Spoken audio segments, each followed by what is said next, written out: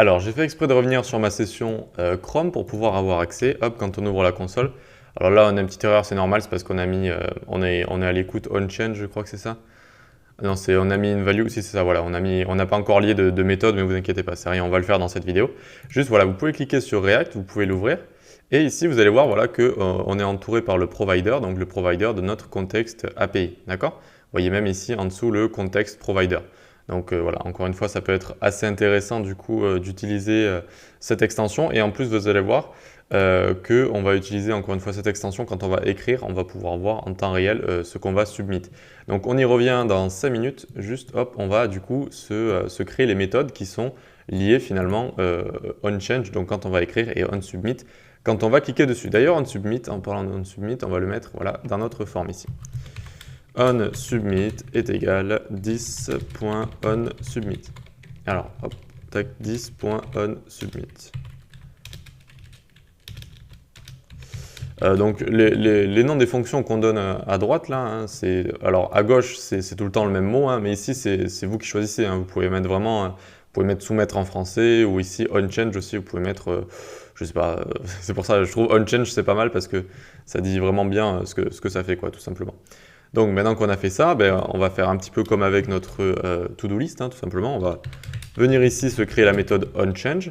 Elle va prendre l'événement donc en paramètre, l'événement quand on va taper finalement des choses dans nos inputs. Et donc ça va changer le 10.setState, hop, et ici on va prendre i.target.name. Hop, donc je vous rappelle i.target.name, ça va être nom, email, téléphone. Et on va passer i.target.value. Hop, donc nom à chaque fois ici, nom voilà, est égal à nom, et value est égal 10.state.nom, d'accord? Donc à chaque fois on va pouvoir target et remplacer le state. Ok, maintenant qu'on a fait ça, hop, on va pouvoir, donc vu qu'on est avec une fonction fléchée, hein, on peut écrire tout ça en une ligne comme ça. Quand vous retournez qu'une seule ligne, pas besoin de mettre d'accolade, etc. Et quand vous retournez un paramètre, pas besoin de mettre de parenthèse. Ensuite, on va faire onSubmit. OnSubmit est égal, hop, pareil, ça va prendre l'événement, tac. Sauf que cette fois, quand on va submit, on a envie de prévenir le comportement par défaut, vu qu'on ne va rien envoyer sur des serveurs, etc. C'est vraiment, on va faire ça en local. Donc ici, on prévient le comportement par défaut.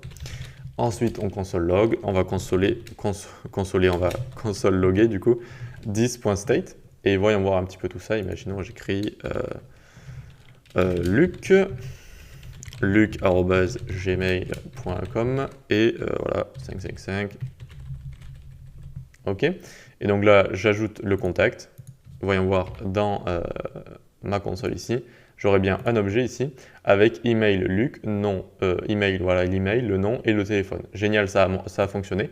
Maintenant, ce qu'on va faire, vous inquiétez pas, quand on va cliquer sur soumettre et on va vider les champs comme ça. Mais pour l'instant, c'est tout ce qu'on voulait. C'est un objet comme ça avec email, nom, tel. C'est génial, on va pouvoir l'utiliser dans notre contexte et du coup, on va pouvoir créer des contacts comme ça facilement.